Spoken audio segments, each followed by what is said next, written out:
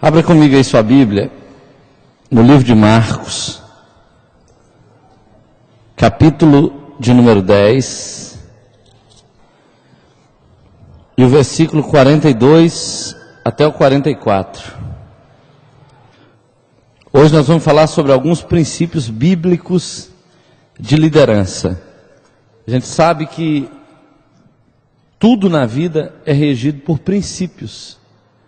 E a liderança, ela tem princípios que dão norte para ela. Toda pessoa que quer ser líder, você tem alguns parâmetros para você medir a sua liderança. A palavra de Deus te dá esses parâmetros.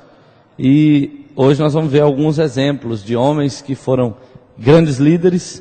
E vamos também estudar algumas características específicas da liderança de forma mais prática. Marcos capítulo 10, versículo 42 até o 44,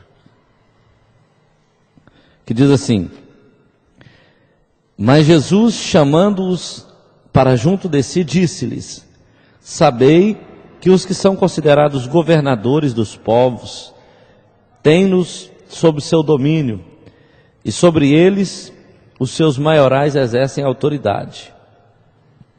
Mas entre vós não é assim. Pelo contrário, quem quiser tornar-se grande entre vós, será esse o que vos sirva. Ok? Esse texto e foi naquele tempo um confronto à filosofia grega, que ensinava que existiam classes que nasciam para ser líderes e classes que nasciam para ser leigos. Alguns nasceram para ser líder e sempre serão líderes. E aqueles que não nasceram para ser líderes sempre serão servos. Um é maior do que o outro, um é mais importante do que o outro. Mas Jesus, ele entra nessa confusão, nessa problemática toda, trazendo esse conceito. Entre os governadores é assim que funciona, né? Esse é o padrão que você tem. Mas convosco, no nosso meio, não será assim. Existe um caminho para você ser líder. Existe um caminho para você ser grande na sua liderança. E ele fala assim: quem dentre vós quiser ser grande, seja esse o que vos sirva. Então, na verdade, ele não está nos chamando o caminho, ele não está nos mostrando o caminho da humildade. Ele está nos mostrando o caminho da grandeza. Só que o caminho da grandeza é o caminho do serviço, né? Se você quer a grandeza, você tem que ser o primeiro a servir.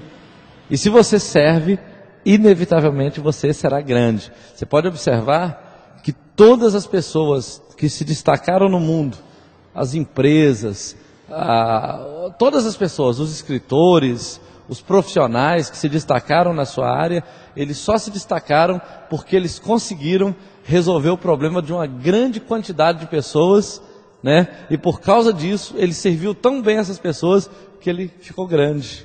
Não é assim? Agora, aquelas pessoas que conseguem resolver poucos problemas, que a vida delas soluciona poucos problemas, ou a vida dela tem uma importância menor nesse âmbito de necessidade que nós temos, então ela não vai ser tão grande. Mas quanto mais ela serve, quanto mais ela é capaz de servir, mais grandeza ela vai alcançar. A ideia é essa. Jesus falou: olha, o princípio da grandeza começa pelo serviço, né?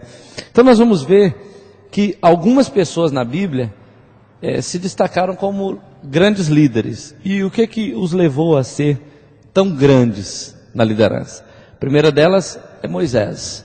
Moisés foi seguramente o maior líder que já existiu. E a gente pode avaliar a liderança de Moisés por várias razões. Primeiro, ele começou o exercício da liderança dele depois de 80 anos, né? Então, uma pessoa que começou a liderar depois de 80 anos e se tornou tão grande como ele já é um fenômeno para começar, não é verdade? Já é uma pessoa excepcional. Outra coisa é que ele liderou pessoas num contexto de extrema necessidade. Você imagina o que é você cuidar de pessoas no deserto e de uma grande quantidade de pessoas, porque se você conseguir sobreviver no deserto sozinho, você já é um sucesso, não é verdade? Imagina você sobreviver no deserto com 3 milhões de pessoas durante 40 anos. É algo fora do normal, concorda comigo? Tinha 3 milhões de pessoas em média. 3 milhões de pessoas. Só mulheres e crianças. Só mulheres e crianças era em torno de 600 mil. Só que só homens era em torno de 600 mil. Homens prontos para saírem à guerra. Só que a cultura judaica, um pai tinha no mínimo 10 filhos. Entendeu? Então, às vezes, talvez tivesse algum que tivesse 2, 3. Se você estabelecer uma média aí de 3, 4 filhos por pai, né? Mais a mulher, mais os rapazes capazes de sair da guerra, as crianças, você vai juntando tudo isso, é uma média de 3 milhões de pessoas, assim, com muita folga, porque a cultura judaica realmente é uma cultura muito popular, é um povo que tem muitos filhos, né? Famílias cheias de filhos. Interessante que Moisés, nesse contexto, ele nos serve de exemplo de liderança por algumas razões. Nós vamos ver aqui. A primeira coisa foi o seguinte: ele reconheceu a sua limitação, ele sabia da sua limitação, ele tinha conhecimento que não tinha capacidade, que não tinha potencial, que talvez ele tivesse potencial, mas ele não reconhecia isso, ele não se achava líder, mas quando ele foi desafiado, com muita insistência de Deus, ele aceitou o desafio. Tem gente que Deus não precisa insistir tanto, mas com Moisés Deus precisou insistir, Deus precisou dar várias alternativas para ele, até que ele aceitasse o chamado. Quer ver? Abra comigo aí sua Bíblia, em Êxodo capítulo 10, versículo 10. O texto, ele nos mostra como Moisés se enxergava quando ele foi chamado por Deus. Qual era a visão que ele tinha dele mesmo? No capítulo 4, versículo 10, a Bíblia diz assim: então Moisés disse ao Senhor: ah, Senhor, eu nunca fui eloquente, nem outrora, nem depois que falaste ao teu servo, pois sou pesado de boca e pesado de língua. Moisés encontrou uma limitação muito complicada para ele, porque Deus o chamou para falar a Faraó e para liderar aquela multidão. E você não consegue liderar sem falar. Não tem como você liderar sem falar com as pessoas, né? Como é que você vai dizer: olha, essa é a mensagem que Deus me entregou para vocês, é para lá que nós vamos? Como você vai mostrar a visão que Deus deu para você, se você não consegue falar, né? Então, essa era a dificuldade dele. Ele falou: Senhor, eu não sei falar, eu sou pesado de boca. Ele provavelmente tinha alguma gagueira, tinha algum problema na fala, e ele não queria o chamado de Deus por causa dessa limitação. Mas só que Deus o chamou. E como Deus o chamou, depois de entrar em negociação com Deus, ele aceitou o chamado, mesmo sabendo da limitação dele. Eu tenho aprendido, queridos, que o líder nunca está pronto até que ele se disponha a obedecer o chamado de Deus. E aí ele vai ficando pronto. Todo dia ele vai ficando pronto. Você vai aprendendo que, de acordo com o que está lá em Eclesiastes capítulo 11, você lança o seu pão sobre as águas. O pão fala muito da sua própria vida, de quem você é. Você lança sobre as águas e depois de 7 dias você vai achá-lo. E vai repartir com 7 e ainda com 8. Esse princípio me ajudou muito quando Deus me chamou para o ministério, porque o que eu era, o pão que eu era, né, de acordo com essa figura bíblica, não dava para alimentar nem a mim mesmo, não servia nem para mim. E eu falei: Deus, o que eu vou falar para o teu povo? Eu gastava 6 meses para preparar uma mensagem, e quando eu começava a pregar, eu falava ela em 5 minutos. Né? Era uma tragédia, então não tinha como.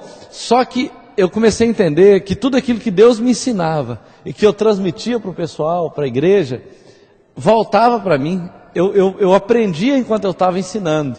E toda vez que alguma coisa voltava para mim, eu crescia um pouquinho mais. E aí da próxima vez eu tinha mais um pouquinho para dar. E aí voltava mais um pouco para mim e eu crescia mais. E foi assim, eu comecei a entender que aquilo que você aprende para você te ajuda no momento. Mas se você não compartilhar com outro, se você não repartir, aquilo se perde. E pode chegar um tempo que você nem tem aquilo mais para você. Mas quando você começa a repartir, aquilo vai crescendo, aquilo vai aumentando. E de repente você está sentado num lugar e alguém chega para você ou está contando para outros. Um dia eu estava assim, assim, assim. Aí o fulano de tal chegou e me deu uma palavra desse jeito. Aí você nem lembrava mais da palavra. Aí a palavra está voltando para você de novo e te alimentando outra vez. E ela sempre volta de uma maneira mais ampliada, né? Ela sempre volta melhor. Então Moisés sabia da limitação dele.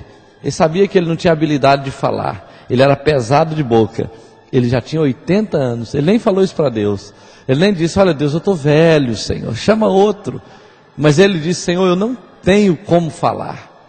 E Deus o preparou para isso. Outra coisa, depois que ele assumiu a liderança, estava lá no deserto cuidando daqueles 3 milhões de pessoas, porque Deus fazia muitos milagres com Moisés. Deus provia água, pão, carne, sustento diverso, vitória contra os inimigos, mas tinha alguns problemas internos de relacionamento que era Moisés pessoalmente que tinha que lidar. Não era o poder de Deus, não era a liderança dele. E a Bíblia diz que ele sentava na tenda dele de manhã, quando clareava o dia, e até o anoitecer ele ficava atendendo pessoas. O dia inteiro, e as pessoas chegavam brigando por causa de um problema de divisa, porque um invadiu a barraca do outro, porque o outro fez não sei o quê, e aquela confusão toda, e Moisés tinha que lidar com aquilo o dia inteiro, de segunda a segunda, só quando ele saía para buscar Deus que ele conseguia dar uma aliviada. Talvez até por isso que ele ficava 40 dias na presença de Deus, né? Para descansar do povo um pouco. Não é verdade? Mas sabe de uma coisa? Chegou o sogro de Moisés na casa dele e falou assim, olha, você é louco, o que você está fazendo vai matar você e o povo, porque uma pessoa só não dá conta de atender todo mundo. E aqui a gente vai aprender o seguinte, Moisés foi capaz de ouvir conselhos, porque quando você está em posição de liderança, você corre o risco de não querer ouvir ninguém, né? Só você que sabe. Se é líder de célula, se é líder de alguma coisa, então ninguém vem falar comigo, não, porque quem sabe aqui é só eu. Eu já tenho a resposta para tudo. E o líder, ele tem que ser capaz de aprender a ouvir conselhos. Porque às vezes, a visão de uma pessoa, por uma ótica diferente, por um ângulo diferente, pode acrescentar muito à sua liderança. Não é verdade? Você está liderando célula, por exemplo, e ali você tem muitas pessoas que estão com você ali, que talvez nunca falaram em público, e a sua visão é o seguinte, essas pessoas aqui não têm condição de ser líder, mas você tem que mudar a visão e começar a falar assim, essas pessoas têm alguma coisa a dizer, eu preciso tirar da boca delas alguma coisa, eu preciso colocar essas pessoas para fazer alguma coisa, o que a gente pode fazer? E começa a conversar com elas, o que a gente pode fazer para essa célula multiplicar, qual estratégia, qual ideia você me dá e tal. Então você começa a ouvir conselhos e a coisa pode realmente ter uma dinâmica diferente. É claro que, como líder, você tem que ser capaz de ouvir se o conselho que você está ouvindo é um conselho bom ou ruim.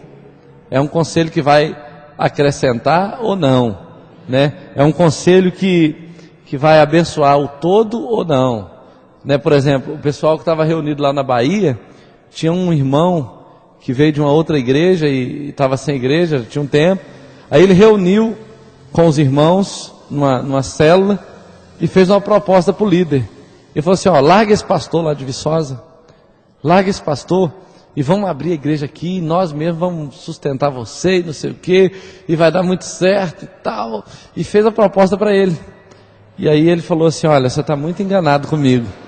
Você não me conhece, você não conhece o pastor Marcos, nós temos uma aliança e tal. E confrontou o irmão não sabia onde enfiar a cara. Nem voltar lá mais, ele não voltou, né? Então o líder tem que saber ouvir conselho também. De repente o conselho pode ser para destruir a pessoa. Mas Moisés entendeu que esse conselho que ele recebeu de Jetro, seu sogro, era um conselho abençoado. Abra aí comigo Êxodo capítulo 18, um pouquinho mais à frente, versículo 13.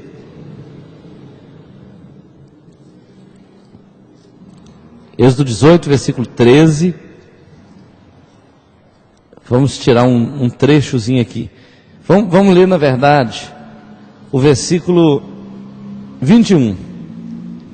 Porque o texto é muito grande, é até o versículo 27. Então nós vamos ler só o 21 e o 22, que diz assim: procura dentre o povo homens capazes, temente a Deus, homens de verdade, que aborreçam a avareza, põe-nos sobre eles por chefes de 1000, chefes de 100, chefes de 50, chefes de 10, para que julguem este povo em todo o tempo. Toda causa grave trarão a ti, mas toda causa pequena eles mesmos julgarão. Será assim mais fácil para ti, e eles levarão a carga contigo. Se isto fizeres, e assim Deus te mandar, poderás então suportar, e assim também todo este povo tornará em paz ao seu lugar. Olha o 24. Moisés atendeu às palavras de seu sogro e fez tudo quanto este lhe dissera. Foi ou não foi um conselho inteligente? Né? Você tem lá 3 milhões de pessoas. E ele falou assim, ó, encontre homens capazes, homens tementes a Deus, homens que aborrecem a avareza, homens fiéis, e organiza o povo por grupos de 1000, de 100, né, milhar, dezenas, centenas, e dá autoridade a esses homens para que eles resolvam todos os problemas menores e tragam a ti apenas os problemas mais complexos. Fazendo isso, o que ele fez? Ele ajudou o povo.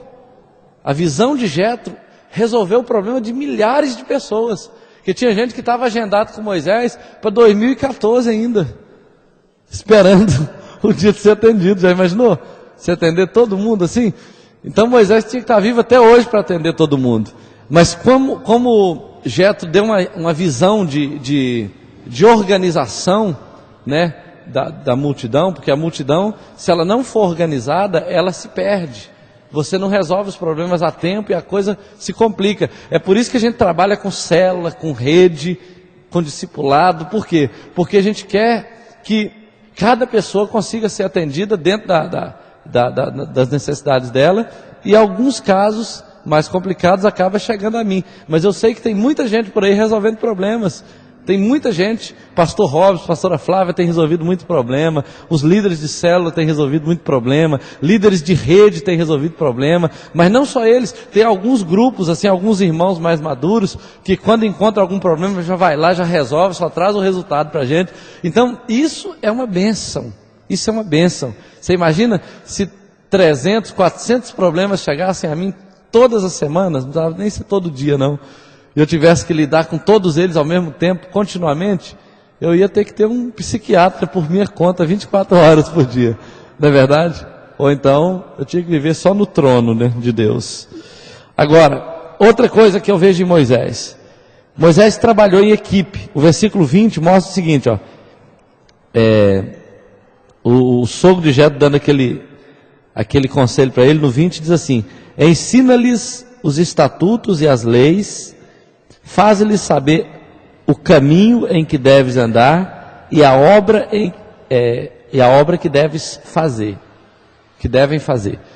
É interessante que o líder verdadeiro, o verdadeiro líder, ele se ocupa principalmente em ensinar as pessoas o que elas têm que fazer. Essa é a função principal do líder, gerar liderança, porque quanto mais liderança nós tivermos, mais condição nós teremos de cuidar de uma grande multidão. Agora você imagina se Deus salvasse Viçosa toda essa semana, seria bom ou ruim? Seria bom e ruim. Entendeu? Exatamente. Por quê? Porque Deus salvou todo mundo. E agora, quem vai cuidar desse tanto de gente? Quem vai expulsar todos os demônios? Quem vai aconselhar todos os casais? Quem vai ouvir todas as pessoas. Já imaginou? Então a gente levaria aí seguramente uns 6, 7 meses para treinar uma equipe inicial para cuidar desse povo. E sabe o que ia acontecer? Nesses 6, 7 meses, se Deus salvou 50% da cidade, a gente perderia uns 70% da colheita. Seguramente. Se você não tem como cuidar, você ganha e perde muito. Então por isso, quando a gente começa a treinar liderança, a igreja começa a crescer. E ela cresce exatamente porque o líder está aprendendo o que ele deve fazer, e aí ele começa a trabalhar e a obra começa a crescer. Se você começa a colocar os olhos na sua célula e começa a dizer o que cada um deve fazer, a célula começa a crescer. Olha, você vai cuidar do café semana que vem, você traz a palavra, você cuida do louvor, vamos orar hoje, vocês vão ficar por conta da intercessão, fulano de tal e fulano de tal vai cuidar das crianças, e não sei o que, né? Nós temos que fazer isso na sua célula, né? Começa a fazer isso, né? Nós vamos multiplicar em um ano, por exemplo, vamos pensar assim, vamos multiplicar em um ano, aí, vamos que seja um ano. Então, gente, o que nós vamos fazer para multiplicar essa célula em um ano? Como é que nós vamos trazer pessoas aqui? Qual a ideia que vocês têm para a gente trazer pessoas? Então, quando o líder começa a dar comandos e começa a dar direção para o seu povo, mostrando o que eles devem fazer, eles estão cumprindo a liderança. E Moisés fez exatamente isso aqui. O texto, a orientação foi o seguinte, ensina-lhes os estatutos e as leis. Por que estatutos e leis? Porque todo líder deve saber o que deve nortear a vida dele. Ele tem que balizar a vida dele por alguns estatutos, por algumas leis, né? O que um líder precisa? Ele tem que ser um homem de verdade, uma mulher de verdade, alguém que aborrece a avareza, alguém que é fiel a Deus, alguém que é temente a Deus, e essas coisas que você está vendo no próprio texto. Depois de ensinar-lhes os estatutos e as leis, faz-lhes saber o caminho em que devem andar e a obra que devem fazer. Você percebe que você tem os princípios morais, você tem... quando ele fala do caminho que devem andar, a tarefa, né?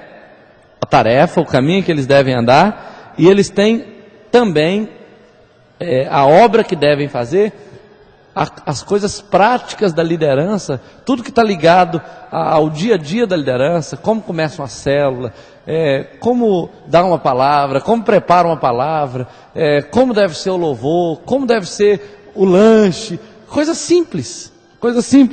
O pastor Mike Murdock, ele tem uma equipe de liderança que trabalha com ele, e eles fazem eventos assim, evangelísticos e tal, treinamento de liderança, e tem coisa que ele quer que seja feita exatamente daquele jeito. Aí o que ele faz? Todo evento que ele vai fazer, ele senta na frente de uma câmera e fala o passo a passo, como ele quer, grava tudo, e pega o DVD, entrega para um, entrega para o outro, e chega lá, o evento está exatamente do jeito que ele quer. Ele tem uma equipe que trabalha 24 horas com ele lá no instituto dele. Então, isso é interessante, porque quando você sabe o que você quer, você transmite isso para o líder, ele trabalha junto com você, é como se você estivesse fazendo, e aí a coisa vai criar um sinergismo muito grande, e a célula vai explodir em crescimento. Moisés, ele trabalhou a equipe dele. Outra coisa, formou líderes. A Bíblia conta a história de Josué e Calebe. Josué e Calebe tinha tudo que Moisés tinha, né? Josué principalmente tinha tudo que Moisés tinha e mais um pouco, né? Porque a Bíblia fala que o povo de Israel disse o seguinte para ele: olha, nós te seguiremos desde que Deus seja contigo, como foi com Moisés. E se o povo seguiu é porque Deus foi com ele, como foi com Moisés. Só que Josué tinha uma habilidade de guerra fora do normal. Calebe da mesma maneira, e também porque eles eram infinitamente mais novos do que Moisés. Moisés começou com 80, Josué, quando ele assumiu a liderança dele, provavelmente ele tinha estourando 60 anos, porque quando ele saiu do Egito, ele não era um homem para sair à guerra ainda, ele começou a caminhar com Moisés sendo novo, então ele tinha 60 anos no máximo, quando ele assumiu a liderança dele, mas ele já tinha 40 anos de treinamento com Moisés. Entendeu? Então assim, a preparação que ele recebeu foi fora do normal. E ele deixou líderes. Então como eu sei se a minha liderança é boa? Como eu sei se o meu se o meu ministério como líder de célula, como pastor, como líder é bom. Se eu deixar líder, eu não apenas tenho que cuidar de sobreviver, de ficar fiel a Deus até a morte, de andar em santidade, etc. Eu não apenas tenho que cuidar de mim. Quando eu morrer, eu tenho que deixar sucessor. Entendeu? É claro que é bom que eu deixe sucessor antes de eu morrer, né? Mas quando eu morrer, ou quando eu for embora, quando acontecer alguma coisa, tem que ter muitos líderes capazes de fazer até melhor, de ir muito além. E essa é a minha visão, essa é a minha preocupação. Porque o que Deus vai fazer conosco, querido, nós vamos precisar de muitos pastores, muitos líderes, muitos trompetistas, muitos violinistas, muitos bateristas, muitos líderes de células, muitos discipuladores, mas é muito, muito, muito, para a gente conseguir cuidar de 27 capitais e de mais os interiores que vão aparecer, que Deus vai nos dar. Tenho certeza que Ele vai nos dar. Nós vamos precisar de muitos pastores e líderes, e vocês são as primeiras sementes que Deus está levantando. Mas entenda uma coisa, Moisés é um exemplo de liderança, porque ele conhecia suas fraquezas e aceitou o chamado de Deus. Ele ouvia conselhos, ele trabalhou em equipe e ele formou líderes. Então eu serei líder, uma vez que eu tenho características parecidas com essas aqui que nós estamos vendo. Outra coisa, a Bíblia fala de Josué. Josué era o discípulo de Moisés, que assumiu a liderança quando ele morreu, né, logo após a morte de Moisés. Vamos ver algumas coisas sobre Josué. Ele soube ser servo antes de ser líder.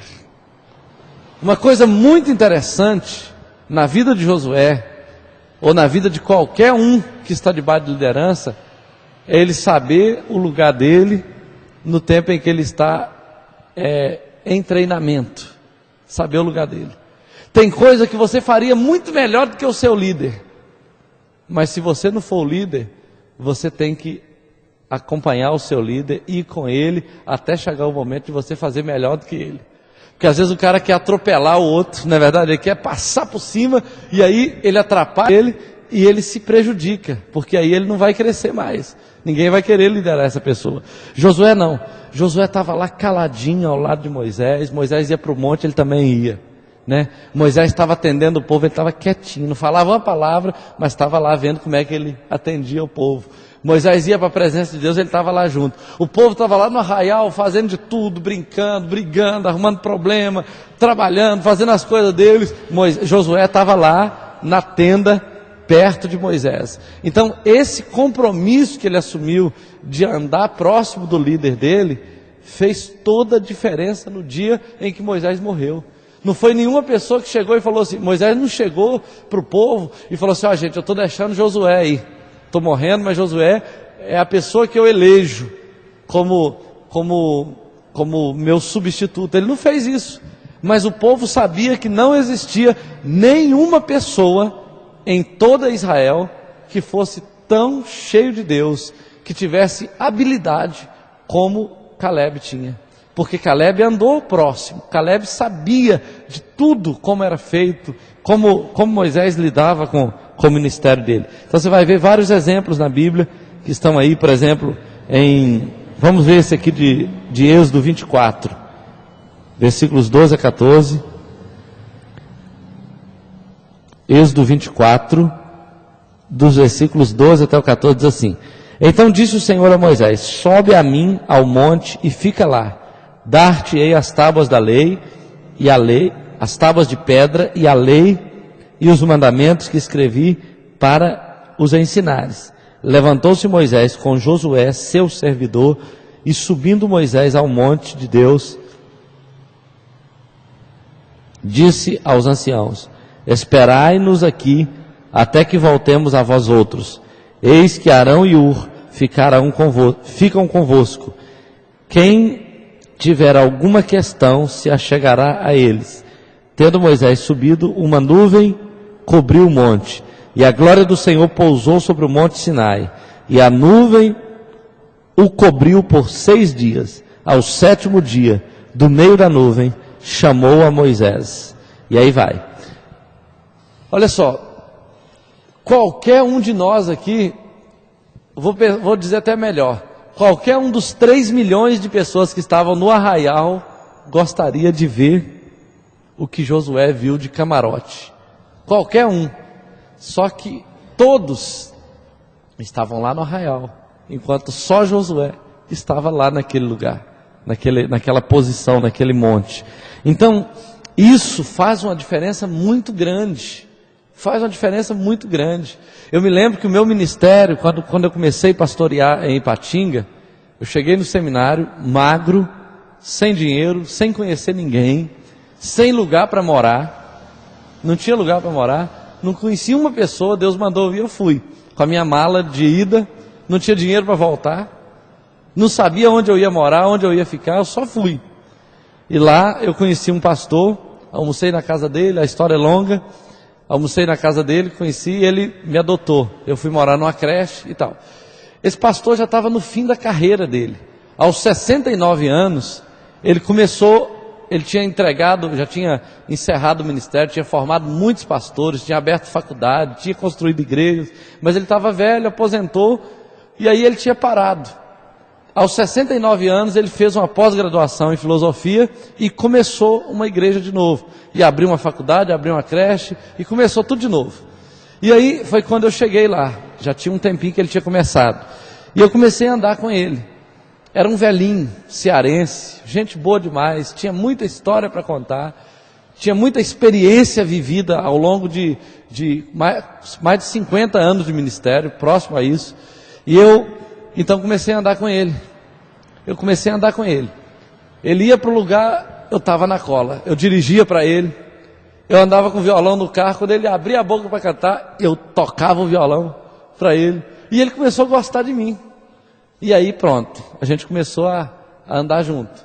Sempre que ele estava falando alguma coisa, ele dava algum exemplo meu, falava alguma coisa de mim, eu começava também a gostar daquilo. E aí eu fui andando com ele durante mais ou menos uns 2 anos. Nesse período, eu entrei no primeiro ano da faculdade e comecei a caminhar. Normalmente você tem que fazer 4 anos de faculdade, depois você tem que fazer um exame probatório, um exame teológico, que era uma bateria de acho que 12 ou 15 disciplinas, que você era examinado oralmente por vários pastores especialistas naquelas matérias. E você tinha que dar resposta, citar texto bíblico, falar onde ele estava, e quando ele te perguntasse, te confrontasse, você tinha que dar resposta. E aí, depois de 4 anos de seminário, você passa por esse exame, fica 1 ano no probatório, e só depois você se torna pastor. E aí eu estou lá, começando o meu 2º ano, já no meio do meu 2º ano, e o pastor, então me dá um desafio de começar uma igreja, de cuidar de uma igreja pequena. Aí eu fui cuidar da igreja, tudo que acontecia lá eu contava para o pastor. E aí eu fui trabalhando com ele. Depois de 6 meses eu fechei a igreja. Faliu. Fechou. Eu descobri tanta coisa errada no meio daquele povo. Tanto pecado oculto. E eu fui, contava para o pastor, ia lá e denunciava o pecado na igreja. Denunciava e até que a igreja encerrou. E encerrou de uma maneira assim muito louca. Muito louca. Porque o tesoureiro, que era o homem mais complicado lá, que tinha alguns pecados, que estava envolvido com adultério, que tinha um monte de trem errado, eu descobri e eu denunciei diante da igreja. Falei, irmãos, e esse homem aqui, ele está vivendo assim, porque ele não queria se tratar, então eu já entreguei o caso dele também para a igreja. E aí nós fizemos uma reunião com o pastor naquele dia à tarde, e o pastor então, conversando com muito amor com todo mundo, esse irmão ficou nervoso e partiu para cima do pastor e começou a agredir com palavras o pastor. E eu tinha me convertido, mas eu não estava assim, todas as partes do meu corpo convertido ainda, sabe? Algumas ainda não estava 100% convertido. E quando eu vi aquilo, irmãos, uma ira do passado subiu em mim. E eu passei a mão numa cadeira de madeira maciça que tinha lá e parti para cima daquele irmão. E eu falei, você não vai falar assim com o meu pastor, não. Não aceitei aquilo de jeito nenhum. E eu fui para cima dele, e o pastor sentado, do jeito que ele estava na cadeira, do jeito que ele estava, ele nem chegou assim a assustar comigo. Ele só falou, faz isso não, bichinho. Ele falava, faz isso não, bichinho. Ele era cearense, né? Aí foi quando eu voltei em mim assim, vi o rosto dele lá, voltei em mim. Acho que eu fiquei meio endemoniado naquela hora. Voltei em mim, coloquei a cadeira no chão, mas fiquei nervoso, eu fiquei com raiva de não ter acertado a cadeira nele. Eu queria ter acertado. E aí fiquei muito nervoso, muito agitado, muito revoltado com tudo. E aí, pensando, né, agora também não vou ser pastor mais. Porque depois de querer matar o tesoureiro, né, na frente do pastor, eu não tenho mais ministério. E eu falei, esse pastor vai falar comigo para eu ser agente penitenciário, né, lutador de boxe, luta livre, alguma coisa assim, menos pastor. Mas aí, nessa situação, terminou tudo, os irmãos foram embora, a igreja foi fechada realmente, porque nem devia ter sido aberta, foi uma igreja aberta assim de uma maneira muito errada, os irmãos que se reuniram lá por conta deles, o pastor queria apoiar, mas entendeu que estava tudo errado. E aí, o pastor me chama, sem tocar no assunto, de eu ter tentado matar o tesoureiro, ele me chama e fala assim, bichinho, você vai pregar hoje na igreja tal. Aí eu falei, esse pastor enlouqueceu de vez. Eu falei, ele não deve ser normal da cabeça não. E eu falei, não pastor, o senhor acha que eu devo pregar? Falei, não, você vai pregar hoje. Hoje você vai pregar. Aí eu, tá bom. E eu fui para casa, né? Mas eu vou pregar o quê? Eu tô com vontade, só se eu pregar sobre como matar um tesoureiro em 5 minutos. Né? Hã? Ou menos. E eu não sabia o que pregar, meu coração estava agitado, eu estava ao mesmo tempo com raiva, com vergonha, com medo, uma série de sentimentos estavam no meu coração. E aí, eu chamei um casal de missionários que estavam trabalhando conosco na igreja para irem comigo e a minha esposa lá nesse lugar, eu já era casado, e aí, estava recém-casado. E aí eu fui para lá, mas eu não tinha mensagem. Eu não sabia o que Deus queria falar naquele dia, porque eu estava com muita raiva. E eu então, estou lá no culto, todo mundo cantando, e eu com muita raiva, meu coração acelerado, com raiva, eu não conseguia tirar a raiva do meu coração. E aí quando estava quase chegando na hora da pregação, eu falei com Deus assim, olha Deus, desde criança, o Senhor vem falando que tem um chamado para mim. Mas até hoje, tudo que eu fiz, tem mais a ver com o mundo do que com o chamado que o Senhor tem para mim. Eu sou bom para brigar, para dar resposta dura às pessoas, para ficar nervoso com a situação, mas para pregar, eu não consigo pregar do jeito que eu consigo brigar. Então, se o Senhor tem um chamado para mim, ou o Senhor me usa hoje e mostra para esse povo aí que o Senhor me chamou, ou nunca mais na minha vida eu aceito alguma pessoa falar comigo que o Senhor tem um chamado para mim. Eu falei desse jeito com Deus, nunca mais. Se vier profeta eu não aceito, se a palavra do Senhor falar eu não aceito, se o Senhor falar eu não vou aceitar, nunca mais. Ou o Senhor me usa hoje, ou nunca mais eu vou aceitar ser pastor. E aí eu subi para o púlpito sem saber o que eu ia pregar, e eu não tinha experiência com pregação. Então, se eu já tivesse muita experiência, eu podia pregar alguma coisa que eu já tinha pregado em outro lugar. Mas eu não tinha experiência, eu não tinha um estoque de mensagens. E eu peguei a Bíblia, nem me lembro qual o texto que eu preguei. Eu só sei de uma coisa, eu comecei a pregar e a palavra começou a vir na minha mente. Eu comecei a liberar a palavra, e era uma igreja meio tradicional, meio fria. A unção de Deus começou a cair na cabeça daquele povo, e o povo começou a se alegrar na presença de Deus. Aí levantou um cara endemoniado. Eu dei uma palavra de ordem, o demônio saiu, o cara foi batizado com o Espírito Santo e aceitou Jesus. E eu falei, gente, esse trem é de Deus, porque o vaso está muito ruim, e o Senhor fez tudo isso. Aí eu fiquei com temor, saí dali, chamei o filho do pastor, que era pastor também, falei, vamos para o monte amanhã bem cedo. Chamei meu cunhado, que mora nos Estados Unidos, vamos para o monte amanhã. Fomos, eu, o pastor Queco, o Serginho, meu cunhado, e o Isaac, que sempre orava conosco. Fomos para o monte orar, oramos a madrugada todinha. Deus batizou meu cunhado com o Espírito Santo, mas encheu ele do Espírito Santo, que ele chegava até virar cambalhota no monte. Batizou ele com o Espírito Santo, encheu todos nós com o Espírito Santo.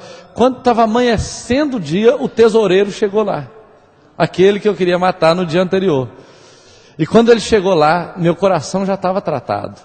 E ele veio, nós conversamos, perdoamos um ao outro, choramos juntos, e Deus mostrou para nós ali naquele momento que Ele estava nos chamando para o ministério.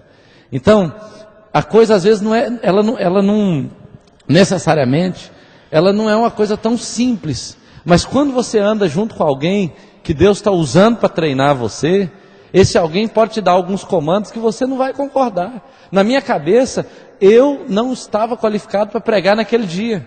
Mas foi numa situação extrema que eu dependi totalmente de Deus, e o poder de Deus se aperfeiçoou na minha fraqueza. Josué aprendeu a andar com Moisés. Ele aprendeu a conviver com os desafios que Moisés enfrentava. Você acha que Moisés não ficou irado alguma vez, não? Algumas vezes Moisés teve que lidar com esse povo de uma maneira assim, muito complicada. E Josué conviveu com tudo isso, e ele teve como exercer uma liderança debaixo de uma unção tremenda, de um resultado tremendo, porque ele aprendeu junto com aquelas pessoas, junto com aquela pessoa que era o seu líder. Outra coisa que eu vejo é que Josué também foi uma pessoa submissa a Deus. Olha o texto de Josué capítulo, lá na frente, Josué capítulo 6, versículo 2. Ele não foi só submisso a Moisés, ele também foi submisso a Deus. Josué capítulo 6, versículo 2, o Senhor diz assim: então disse o Senhor a Josué: olha, entreguei na tua mão a Jericó, ao seu rei e aos seus valentes. Vós, pois, todos os homens de guerra, rodeareis a cidade, cercando-a uma vez. Assim fareis por 6 dias. E aí vai toda a ordem de Deus. Deus dá uma palavra para Josué, e Josué não tinha medo nenhum de obedecer a Deus. Sabe por quê? Porque ele aprendeu a obedecer a Deus obedecendo o líder dele. Você sabe que alguns crentes, eles são tão espirituais, que eles chegam para a gente e falam assim: eu só obedeço Jesus. Se Jesus falar comigo, eu faço. Mas ele não obedece o pai dele, ele não obedece o líder de célula dele, ele não obedece o pastor dele. Como é que ele obedece Jesus? Você acha que é possível? Uma pessoa, às vezes, não obedecer uma ordem simples de um patrão, às vezes fica revoltado, quebra o pau com o patrão, e depois ele fala que ele só obedece Jesus. Você acha que ele está falando a verdade? Na verdade, ele não entendeu ainda o que é obediência, e isso atrasa a vida das pessoas. Josué, ele tinha facilidade de ouvir os comandos de Deus, porque ele aprendeu a obedecer a Moisés. Quando você aprende a obedecer o seu líder, ao seu pai, aquele que está sob a sua liderança, que está liderando você, você tem facilidade de obedecer à autoridade de Deus, porque você sabe como é que funciona isso, essa questão da obediência. Outra coisa, Josué também sabia distribuir tarefas. Olha lá, Josué capítulo 6, versículos 6 e 7. Veja bem: então Josué, filho de Num, chamou os sacerdotes e disse-lhes: levai a arca da aliança, e 7 sacerdotes levam 7 trombetas de carneiro diante da arca do Senhor. E o versículo 7 diz assim: e disse ao povo: passai e rodeai a cidade, e quem estiver armado, passe adiante da arca do Senhor. Então, na liderança, todo líder tem que saber o que cada um vai fazer. Se a gente não sabe o que cada um vai fazer, a gente acaba não conseguindo desenvolver o potencial que a gente tem ali na nossa mão, né? Você tem uma célula com 10 pessoas, não é possível que todos os 10 são incompetentes, são cegos, não têm visão nenhuma, não têm capacidade nenhuma de fazer nada. Isso é verdade? É verdade isso, Marcelo? Não é verdade. A gente fica surpreso de ver como as pessoas podem fazer muito mais do que a gente imagina, quando você entrega na mão delas algumas tarefas. Você não pode esperar que tudo saia perfeito numa primeira vez, mas toda liderança cresce, todo trabalho cresce. Na verdade, quando existe aquele ditado que o trabalho dignifica o homem, eu creio que o trabalho, quando alguém pega um trabalho para fazer, ele consegue mostrar o potencial que ele tem, ele consegue mostrar o caráter que ele tem no trabalho que ele faz, ele consegue mostrar o compromisso que ele tem, ele consegue mostrar a motivação que ele tem, né? Quando você entrega na mão dele uma tarefa, e você consegue ver o potencial dessa pessoa. Outra coisa,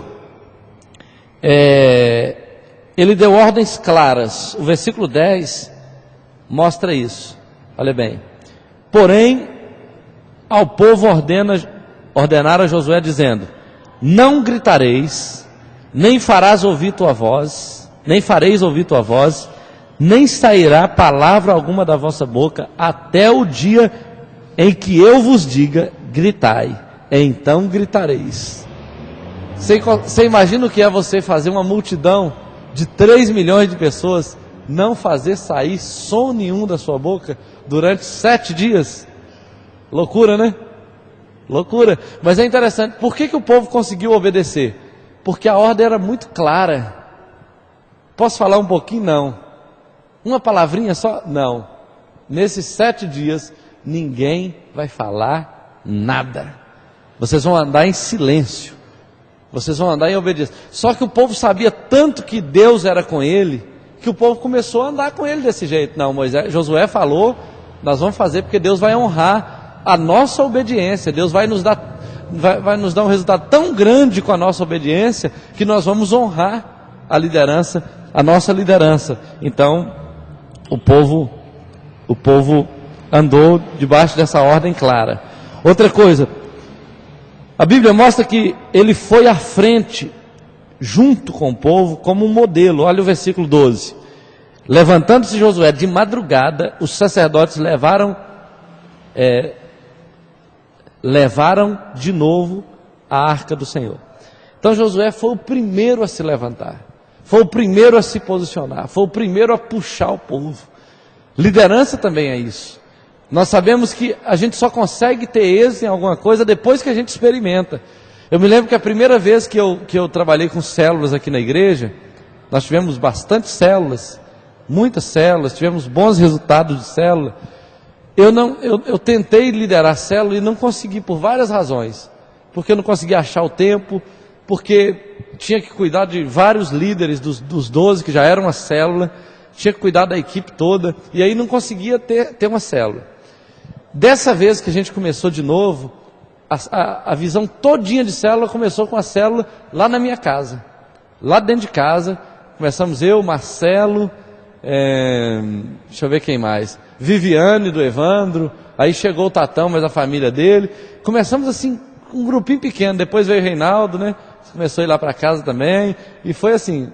E aí a célula foi crescendo e multiplicou. Outras pessoas começaram a animar e partiram para abrir a célula também. Mas aí eu comecei a ver como é uma célula no dia a dia. Comecei a ver o valor de uma célula, experimentando no dia a dia. E agora, qualquer pessoa que abra uma célula, se precisar de um conselho, de uma orientação, de entender alguma coisa, eu já consigo ensinar com experiência prática, porque eu estive lá dentro liderando a célula, e continuo no meio de uma, estou na outra, dou suporte para uma, para outra, então eu consigo enxergar muito melhor depois de ter experimentado. E Josué, ele sabia que se ele quisesse que aquele povo ficasse rodando a muralha 7 dias, ele tinha que ser o primeiro a puxar a fila, não é verdade? Como é que alguém vai seguir uma liderança que manda o povo e ele mesmo fica parado, né? Isso parece mais o exército brasileiro, né, e americano. O general manda o povo, manda os soldados rasos na frente, depois manda os de graduação maior para trás, e os cabeçudos mesmo fica no escritório, olhando pela tela, como é que o negócio acontece, né? Isso está errado. Em Israel, o general, ele é o primeiro a entrar em guerra. Os soldados menos experientes ficam lá atrás, porque os generais, os homens mais velhos, eles valorizam muito a juventude, e eles não querem perder a juventude deles. Por isso, eles vão na frente. Isso não é um exemplo tremendo? Você imagina se os generais aqui estourassem uma guerra em algum lugar, tivessem que mandar o exército, Aí começava com a Dilma Rousseff. Ela veste a farda e vai. Aí todo escalão, todo alto escalão, deputados, senadores, né? Todos eles para a guerra. Não seria uma guerra bonita? Fala a verdade. Só de matar esses tantos de deputados e senadores. Depois o exército. Depois até a igreja vai. Não é verdade? A gente sabe que existem muitos senadores, deputados, né, que são gente boa. Mas a maioria precisa de oração. Então Josué foi à frente do seu povo. Se você quer alguma coisa como líder de célula, você tem que ir à frente. Você tem que ser o primeiro a orar, você tem que ser o primeiro a começar o jejum, você tem que ser o primeiro a ler a Bíblia, para o seu discípulo ter vontade de ler. Eu estava lá na célula do Reinaldo um dia, e aquele Marcos estava falando que ele ficou até animado em começar uma campanha de oração por causa do que o Reinaldo estava falando na célula. Você lembra que ele falou isso? Por que ele fez isso? Por que ele ficou animado? Por causa da influência. Isso é influência. Entendeu? Agora, se você chega na célula e fala, pois é, irmãos, ontem eu estava assistindo o Big Brother, né? Estava vendo lá fulano de tal, ou fulano de tal, assim. Você pode ter certeza, na semana que vem todo mundo ficou assistindo o Big Brother. Todo mundo viciou no negócio. Porque o líder influencia, né? Então você fala, não, eu estava no monte orando, eu comecei um jejum aí, Deus tem falado assim comigo. Aí aquele que está ouvindo, ele vai falar, opa, é isso que eu tenho que fazer também, né? E aí a pessoa começa a ser influenciada. Josué sabia disso. Ele foi à frente do povo. Outra coisa, ele exercia um comando sem tirania. Versículo 16, olha bem. Sucedeu que na 7ª vez, quando os sacerdotes tocavam as trombetas, disse Josué ao povo, gritai, porque o Senhor vos entregou a cidade.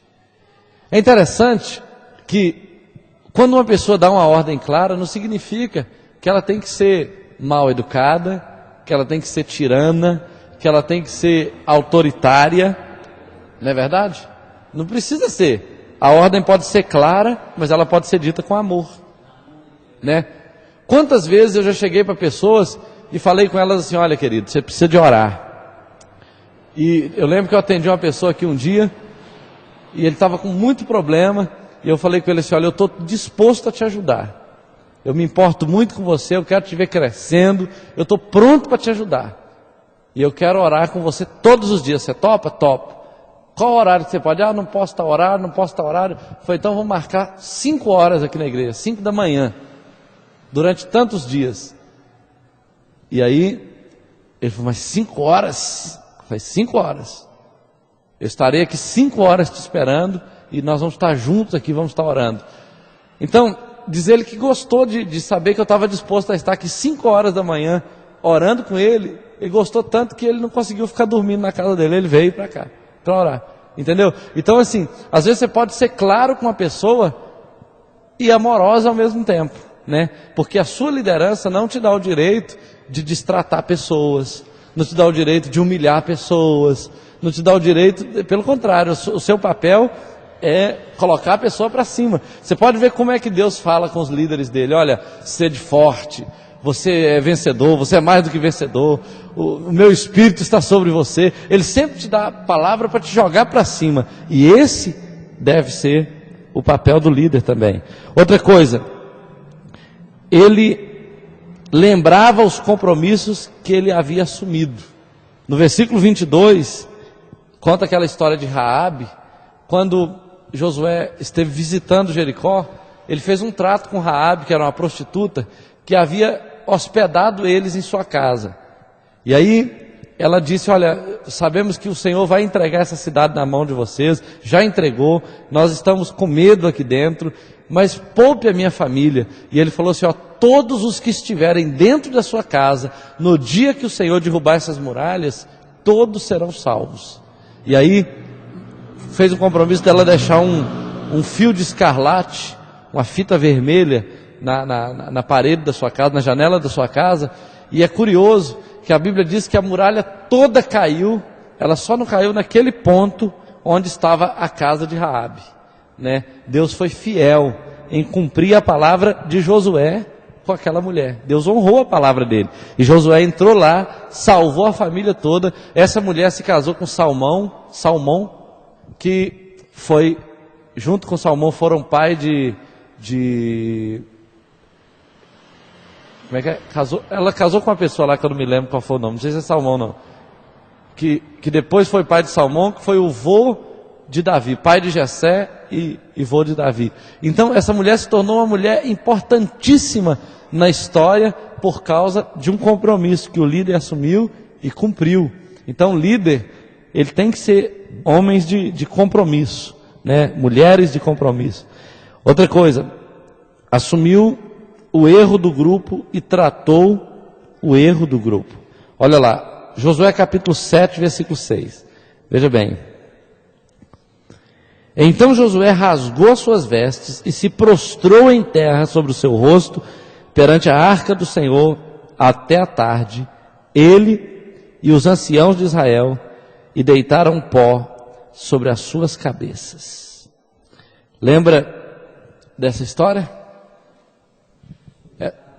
Essa história foi a história da conquista de Ai, uma cidadezinha pequena, que precisava de um grupo pequeno de soldados, mas teve um homem chamado Acã, que desobedeceu, descumpriu uma ordem, transgrediu uma ordem clara de Josué, veio maldição sobre o povo, e a Bíblia fala que aquela cidadezinha pequena conseguiu derrotar o exército de Israel, e eles saíram humilhados de lá. Quando Josué procurou saber, diante de Deus ele descobriu que havia um anátema, um maldito no meio deles. E aí quando ele soube disso, a Bíblia fala que ele rasgou as vestes, que ele se humilhou, ele jejuou, ele pranteou diante do Senhor, porque na verdade quando nós saímos para fazer uma conquista qualquer, todo o grupo sai, todo mundo luta, o líder se alegra e o grupo todo se alegra. Mas quando um grupo ou alguém do grupo transgride, acontece alguma coisa que traz uma vergonha para a obra de Deus, para a igreja, para o corpo de Cristo, o líder é o primeiro a sofrer.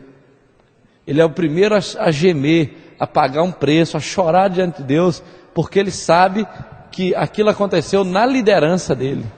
Aquilo tem a ver com ele, aquilo atingiu ele de alguma maneira. E aí por isso ele é responsável diante de Deus. Quando uma pessoa daqui se desvia, vai para o mundo, aí daí a pouco a gente encontra ela bêbada por aí, a gente sabe que se Deus for cobrar de alguém, ele vai cobrar do pastor. O primeiro que vai pagar é isso. Então é por isso que o líder é o primeiro a ir para o altar de Deus. Senhor, onde nós falhamos? Por que nós não conseguimos cuidar daquela pessoa? O que a gente precisa aprender que a gente não entendeu ainda? O que a gente precisa fazer e tal? Então você começa a clamar a Deus para tentar achar o meio da próxima vez que Deus te der a oportunidade, fazer melhor, né? E Josué fez isso até que ele descobriu, e aí quando ele descobriu, ele teve que punir o culpado, porque senão, se ele não tratasse o pecado traria uma grande destruição na nação. O terceiro exemplo de liderança que nós temos aqui, já acabou. O terceiro exemplo é Jesus. No texto que nós lemos de Marcos capítulo 10, versículo 42 a 44, ele fala do serviço. Ele mostra que o caminho da grandeza começa lá embaixo. Começa nas coisas pequenas, começa no dia a dia, no serviço. Às vezes coisas pequenas que você está fazendo hoje vai te colocar num nível muito elevado. Uma das coisas que eu tenho falado com todo mundo que tem desejado crescer na igreja é o seguinte: uma das primeiras coisas que você tem que fazer é ficar por perto, porque quem não é visto não é lembrado, não é verdade? Tem o ditado. Então se você nunca vê uma pessoa, quando você precisar de alguém, você nunca vai lembrar dela, você vai lembrar de quem você está vendo. Pode ser que exista alguém aqui que seja muito mais capaz de fazer alguma coisa que eu estou precisando de fazer aqui agora, mas eu vou chamar um menos capaz. Por quê? Porque é ele que está aqui agora. Não é assim? É sempre desse jeito. Então você não vai lembrar de alguém que você não conhece, que você não convive com essa pessoa. Então essa pessoa tem que estar por perto. Se essa pessoa quer crescer, ela tem que ficar por perto. E ela tem que começar a servir até em coisas que são menores do que ela. Eu já vi nos encontros que a gente faz aí, já experimentei, já presenciei isso muitas vezes. Eu me lembro de um encontro que a gente fez, que a equipe de encontreiros, a grande maioria dela, era só de gente com mestrado e doutorado, né, lá da universidade. Aí essas pessoas foram encarregadas da limpeza, do transporte. Aí você via lá, o cara com doutorado no banheiro, lavando, esfregando o banheiro assim, enjoelhado e chorando. Chorando na presença de Deus. Entendeu? Quebrantado, adorando a Deus lá. Aí quando ele saía lá do banheiro, ele levantava, colocava a mão na cabeça da pessoa, a pessoa caía na unção de Deus. Por quê? Porque o cara estava dando tudo de si no serviço. Ele não estava nem aí pro título dele. Lá ele era faxineiro, ele não era doutor. Entendeu? Isso é um negócio muito, muito poderoso. Aí você vai ver hoje, né?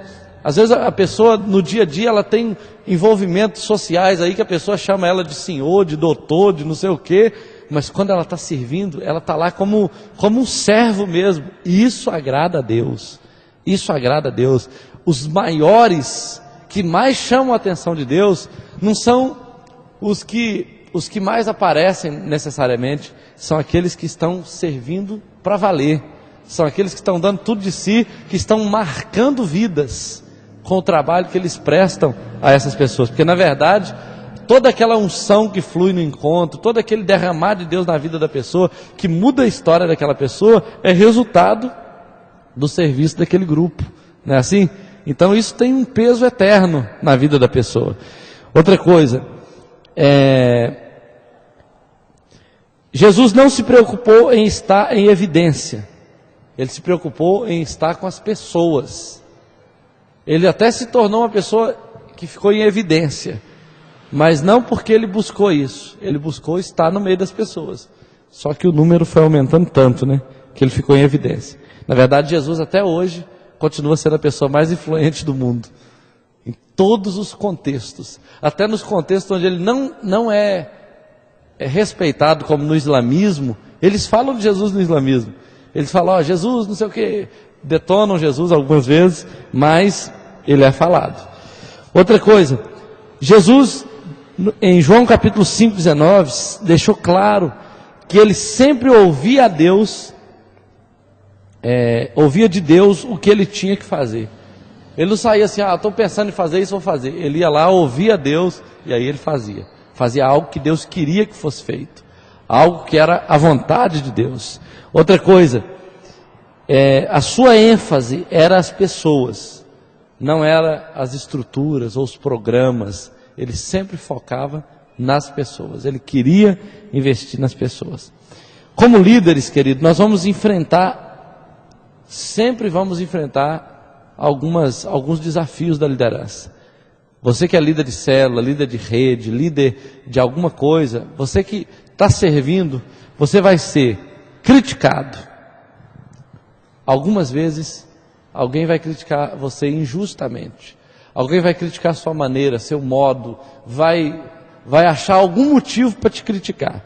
O fato de estar mais exposto faz com que você esteja mais suscetível à crítica, inevitavelmente. Já falaram que eu sou maconheiro, traficante de drogas, que eu, graças a Deus, só não falaram que eu sou gay ainda. Porque se falar o trem vai ficar feio. Mas já falaram de tudo, né? Herege, coisas desse tipo assim, né? Já falaram de tudo. Mas você não pode parar para ficar ouvindo isso. Você tem que prosseguir. Você não pode ficar ouvindo, se alimentando daquilo. Eu não estou nem aí para o que pensam, falam, imaginam de mim. Eu sei em quem eu tenho crido, eu sei o que eu creio, né? Eu sei onde está meu coração, e eu não tenho dificuldade nenhuma de continuar a despeito das críticas. Outra coisa, fadiga. Naturalmente a liderança dá um desgaste. E pode chegar um dia que você está cansado de pessoas, cansado de compromissos, e aí é necessário que o líder tenha algum meio de se extravasar. Jogar um futebolzinho, dar um mergulho, sair para dar uma caminhada em algum lugar, fazer alguma coisa que a mente dele consiga se desconcentrar da tensão daquele trabalho que ele está fazendo, para ele conseguir relaxar um pouco. Domingo, por exemplo, eu fui para Piranga fazer um trabalho lá na nossa igreja de Ipiranga, e aí me levaram para o sítio do irmão Alexandre, que inclusive está tudo lá no site, é só você entrar no site da igreja, entra em filiais, e aí vai na comunidade de Ipiranga, você vai ver lá as fotos dos pés de laranja enorme assim, cheio de laranja, das galinhas, da vaca, e eu filmei, fotografei tudo e coloquei lá no site.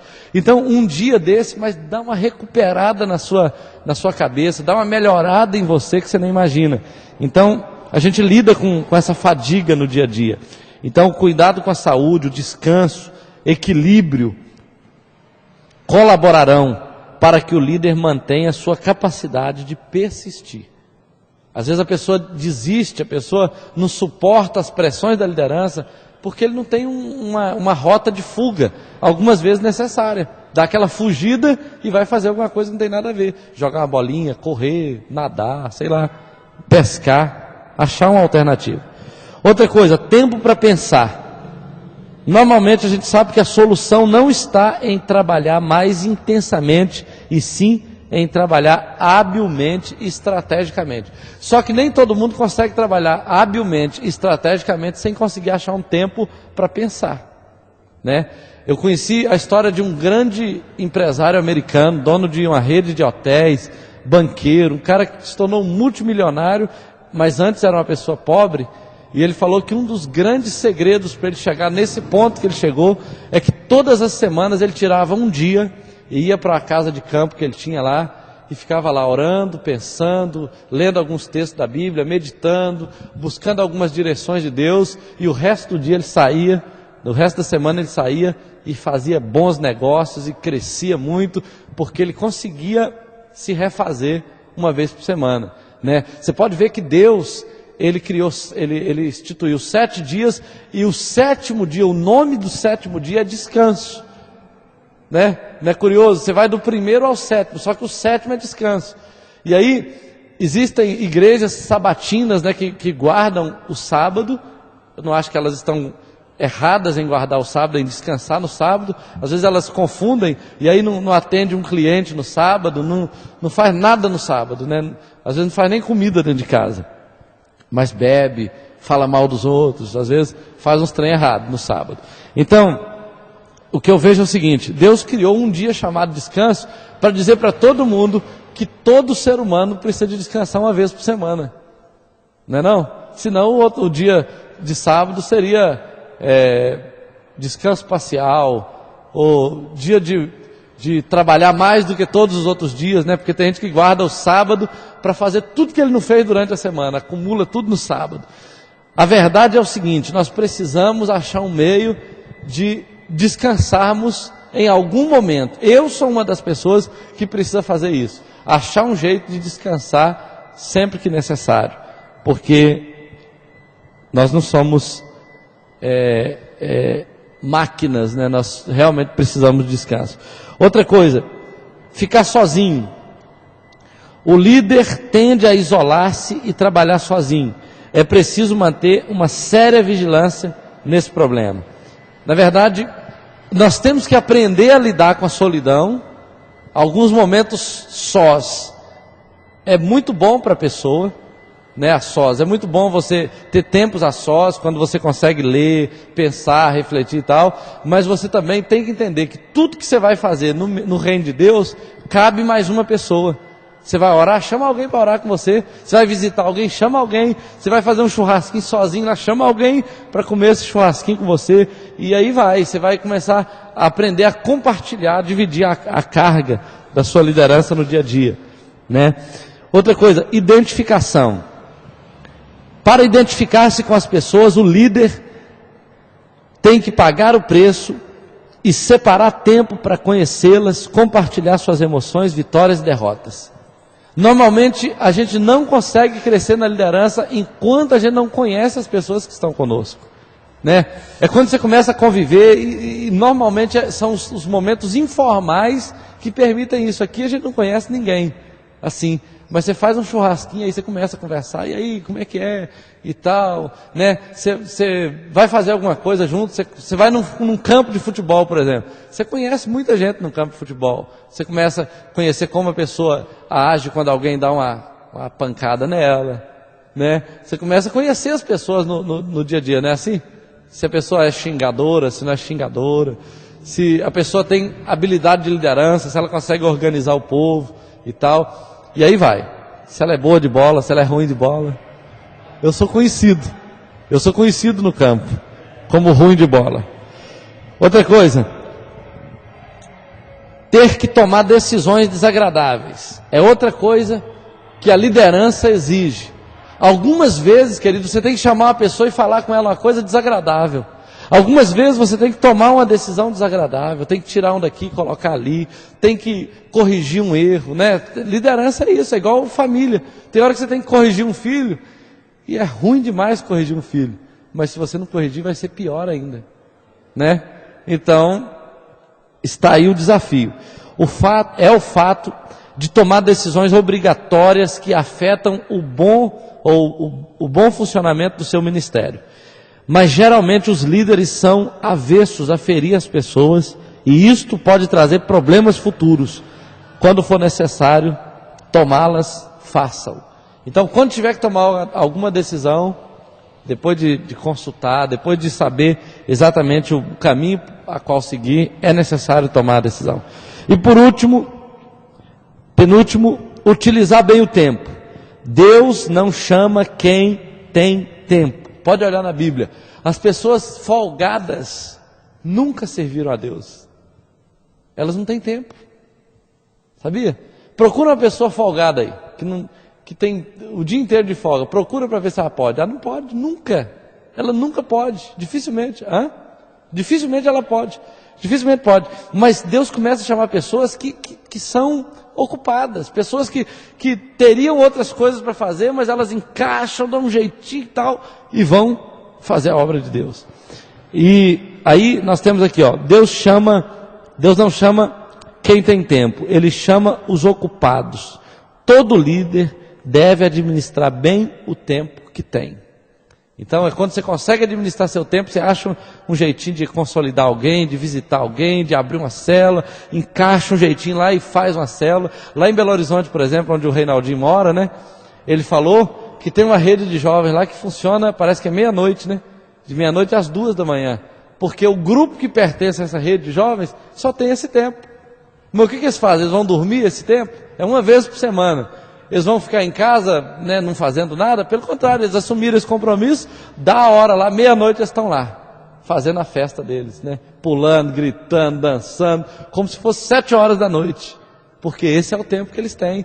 O Robson conta, né, Robson, que tinha uma célula lá em Belo Horizonte, que era 11 horas da noite, 11? Sexta-feira, 11 horas da noite. A pessoa saía da aula, como ele está dizendo ali, e já ia direto para a célula da faculdade, e lá fazia a célula. Isso mostra o seguinte: olha, nós queremos fazer parte da visão da igreja. Nosso tempo é 11 horas da noite na sexta-feira. Dá para ter uma célula? Será? Dá. Então, beleza, estamos lá. Isso é uma pessoa que quer fazer parte, concorda? Agora, aquele que não quer, fala, não dá não. Para mim não dá não, eu não tenho tempo, eu não posso. Então a gente entende que Deus jamais vai contar com gente assim. Outra coisa, ser rejeitado.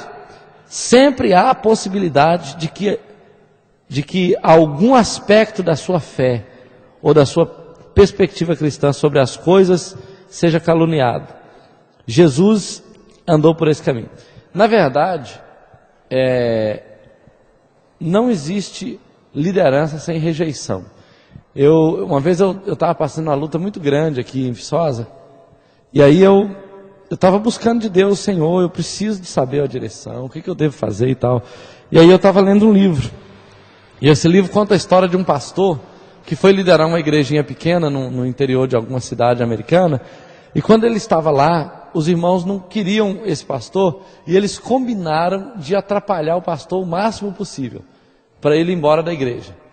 Aí, por exemplo, eles pararam de dar o dízimo e a oferta, para que a igreja não tivesse condição de pagar o salário do pastor. Aí quando o pastor ia cantar, o coral abria a boca para cantar, mas quando o pastor começava a cantar, eles fechavam a boca e ficavam olhando para o pastor cantando sozinho. Até isso eles faziam. E o pastor foi ficando sem entender aquele negócio. Falei, gente, não tem cabimento um negócio desse. né? E aí ele dizia que ele sentou na praça da cidade e ficou lá olhando para o paralelepípedo, tentando achar um pouco de simpatia no paralelepípedo, porque na igreja ele não encontrava nenhuma. E aí diz ele que deu um redemoinho assim na pracinha, aqueles redemoinhos pequenininhos que dá, e subiu uns lixinhos assim, um pedacinho de papel, um jornal assim, voou e parou na perna dele. Um pedacinho assim de jornal. E nesse papel tinha uma frasezinha escrita assim: ninguém é aceito enquanto não for totalmente rejeitado. E ele entendeu que Deus estava falando com ele naquela frase. E ele decidiu que ele queria ser rejeitado por aquela igreja. Só que ele decidiu o seguinte: olha, quanto mais eles me rejeitarem, mais eu vou amá-los. E ele começou. Ele começou a tratar todo mundo bem. Quando as pessoas faziam mal para ele, assim, na frente dele, no meio de todo mundo, ele começou a fingir que não entendia e agradecia, e honrava a pessoa, e foi fazendo isso, e foi fazendo, e de repente todo mundo começou a ficar com vergonha. E começou a falar: gente, a nossa atitude está muito errada. Nós estamos pecando contra o Senhor. E começaram a ter vergonha. A igreja se reuniu, pediu perdão para o pastor. Sabe o que aconteceu? A igreja explodiu em crescimento. Loucura, não? Então, ninguém é aceito enquanto não for rejeitado. Liderança é isso aí. Você faz o melhor e de repente alguém te rejeita. Você dá tudo de si e de repente alguém fala mal de você. Mas não entenda isso como algo para você parar o que você está fazendo. Entenda isso como um estímulo. Fala: se estão me rejeitando é porque o negócio está bom mesmo. Então eu vou continuar seguindo, eu vou continuar dando o melhor de mim, eu vou continuar honrando a Deus. E aí você vai terminar a sua história fazendo história, né? Em nome de Jesus.